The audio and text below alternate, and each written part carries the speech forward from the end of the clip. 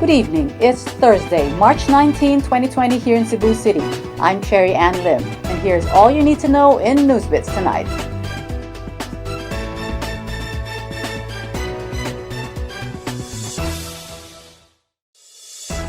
Malls in Cebu City are temporarily closed from today until the lifting of the community quarantine.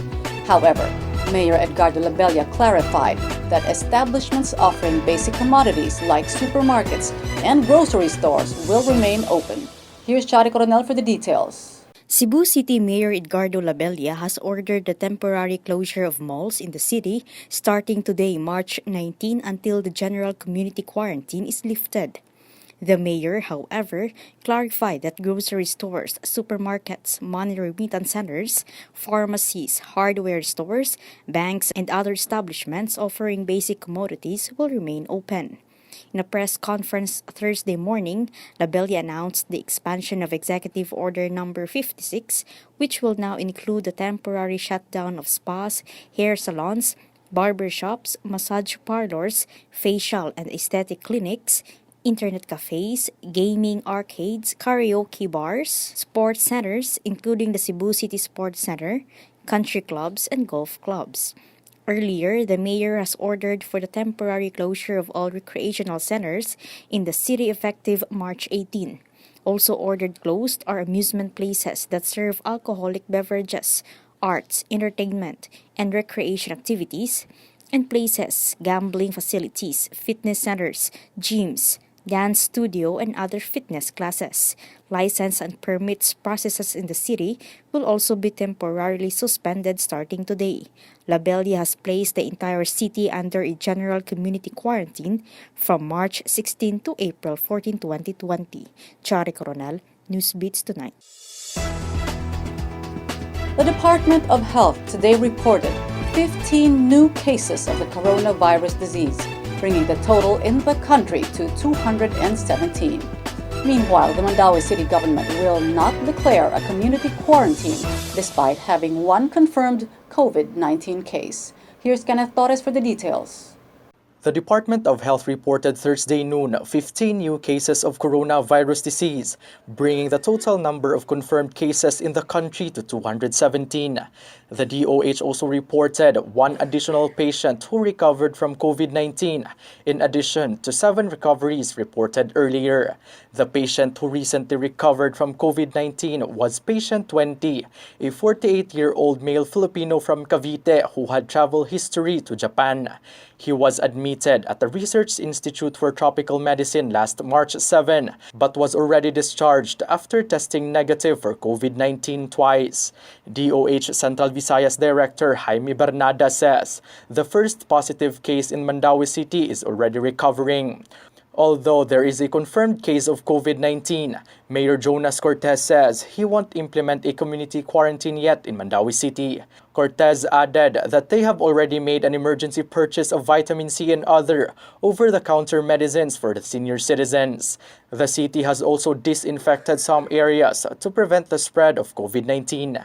Meanwhile, the Cebu City government identified 2 quarantine facilities in the city, namely the Cebu City Medical Center and Block 27 in North Reclamation area. Mayor Edgardo Labella says each facility can accommodate up to 300 people.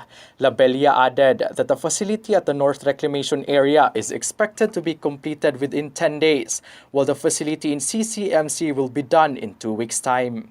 Kenneth Torres, NewsBits Tonight. More stories in NewsBits Tonight after this short break.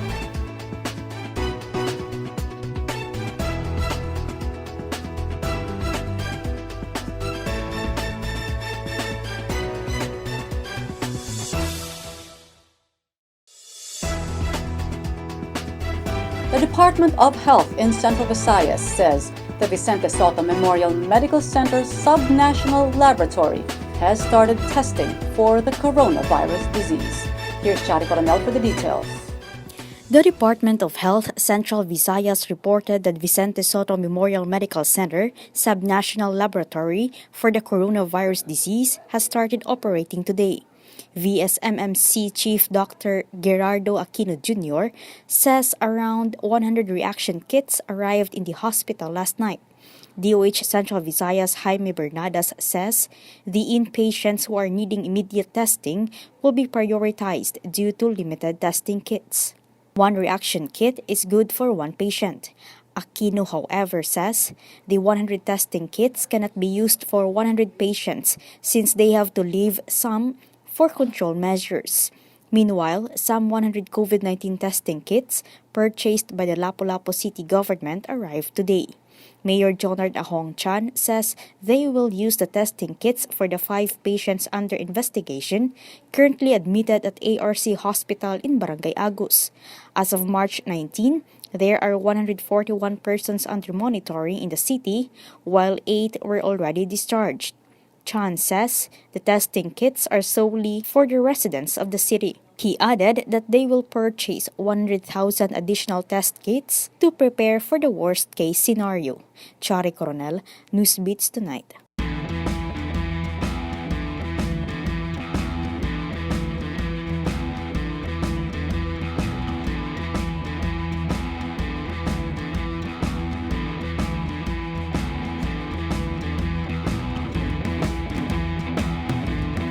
For the latest in sports, here's Kenneth Torres. NBA Commissioner Adam Silver announced Thursday that 8 NBA teams have been tested for coronavirus disease, as well as members of other teams who were showing symptoms. Teams who have been tested were Brooklyn Nets, Oklahoma City Thunder, Utah Jazz, and Toronto Raptors. The Los Angeles Lakers indicated last Tuesday that they would be tested, while the Detroit Pistons announced that Christian Wood was positive for the virus. Among NBA players currently infected by the virus were Rudy Gobert, Donovan Mitchell, Kevin Durant, and 3 other Nets players. Meanwhile, Silver says there are no predictions on when NBA games would return, adding that when conditions allow, games will resume but without the fans. Kenneth Torres, NewsBits Tonight. To get the latest, visit www.sunstar.com.ph. Follow us on our YouTube channel and official social media accounts on Twitter and Facebook. I'm Cherry Ann Lim. Good evening.